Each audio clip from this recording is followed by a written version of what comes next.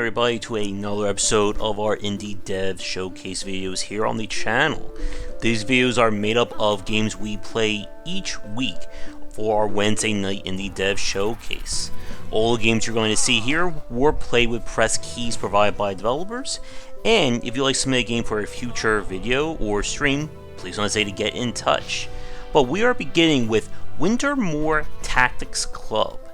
This is a tactical strategy slash visual novel-esque kind of game with a very interesting premise. It takes place in the 80s at a boarding school made up of all these different school clubs. And the principal here has decided that in order to see which club will be the best, has issued a giant snowball fighting tournament. And it gets even stranger from there. We play as the pen and paper D&D, or, well, the off-copyright claim D&D club, who takes part in, or takes their snowball battles and turns them into turn-based RPG escapades. So the game has essentially, you go through the boarding school, learning about the plot and helping out the various people before you go into these turn-based battles. And with the D&D or pen and paper club here, imagining themselves as classic fantasy archetypes, each character has access to their own abilities and skills. Our wizard friend here can attack and chain attacks through other characters. Our rogue can use a grappling hook to pull characters, and you'll unlock new abilities and skills as you progress through the story. In terms of customization, as you complete various side quests in the school, you'll unlock various items that can be attached to your characters and change the properties of their attacks or abilities, but you are limited to one item per character. And as the game goes on, new elements are introduced, including super moves that each character gets access to, that you are limited by being able to only use them one per turn, and you have kind of a meter that dictates their general use. Now, with Wintermoor here, this is not a full-on tactical strategy game, something like akin to Disgaea or Final Fantasy Tactics. The missions deal with relatively low numbers of characters, and you are challenged to complete them with specific objectives, like deal with an enemy first, don't lose any characters, etc., etc. And it makes things a little bit more puzzle-like. But the game certainly makes up for it with just the general charm of the gameplay and story. The fact that we're not dealing with kind of the end-of-the-world crisis or stopping monsters, and that this is just all about the trials and tribulation of school. And of course, everyone's favorite high school plot, learning to get confidence and assert yourself, does make this game more welcoming compared to some of the other tactical strategy games we've played.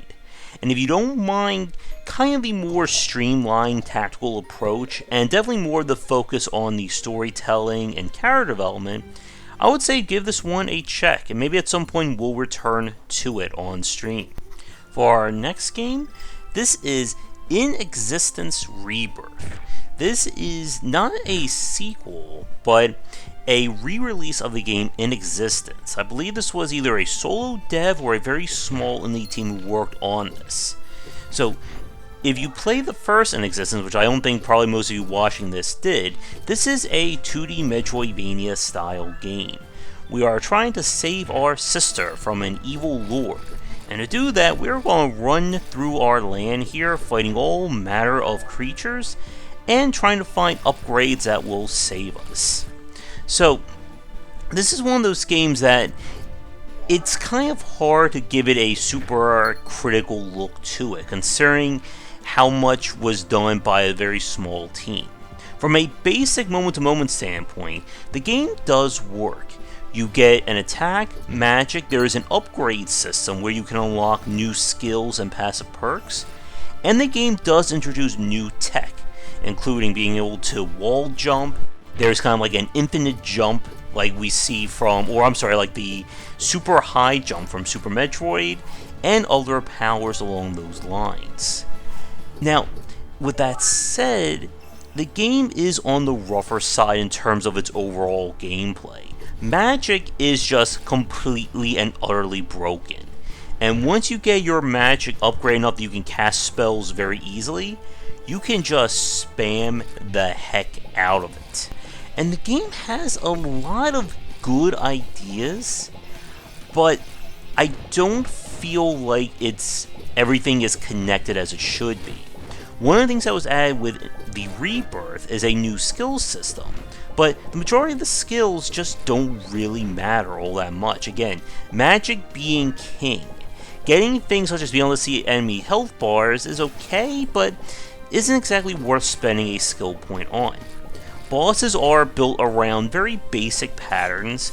A few of the fights do get challenging, and again, magic being the best option for it. Now, I was playing the game on the hard difficulty, and I can imagine it being obviously very easier on the lower ones.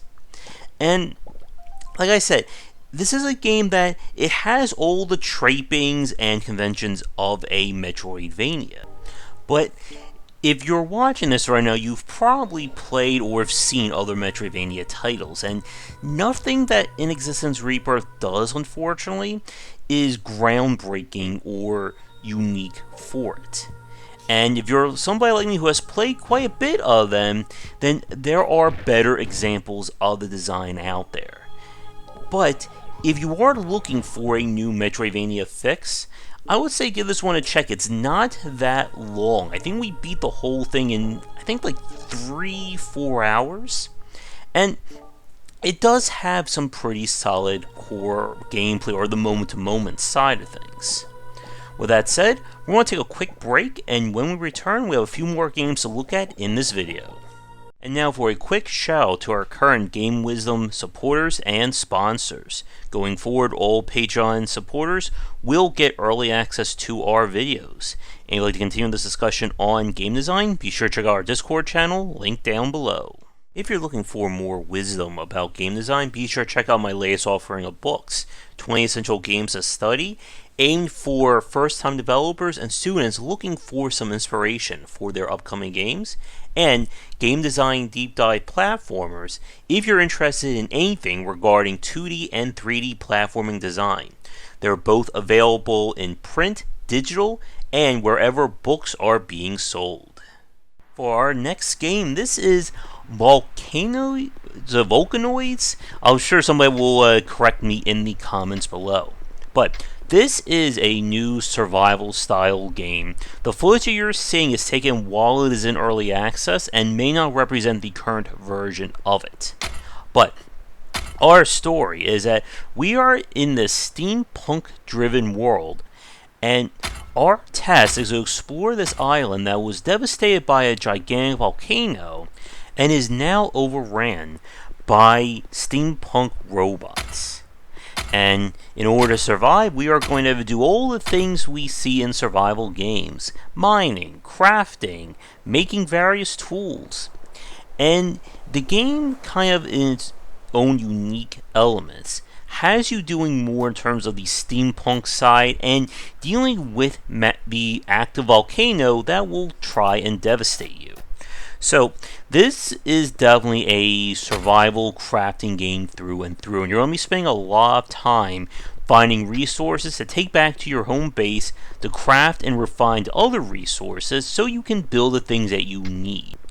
This includes new ammo, weapons, and gear, as well as being able to repair and maintain your very own giant drilling steampunk machine that you'll use to dig down to the surface or into the underground to mine for more resources and defend yourself when the volcano erupts, so you don't get destroyed by a giant dust storm. Now, like I said at the start, this is a co-op driven game. You are able to play this up to, I believe, 4 people total, and this helps to kind of cut down on the grinding and kind of micromanaging of having to gather multiple resources and deal with the minutia like that. For myself, I really wasn't feeling this game all that much, but again, keep in mind, I am not a survival game fan myself. And again, the core gameplay is going to be dealing with the various resources and just the constant crafting and going in between the menuing and systems in order to get stuff done. The tutorial keeps things very linear, but once it's done, you are free to explore and look through everything that you want. And like I said, the game definitely has potential, especially with the co-op and steampunk aesthetic of it.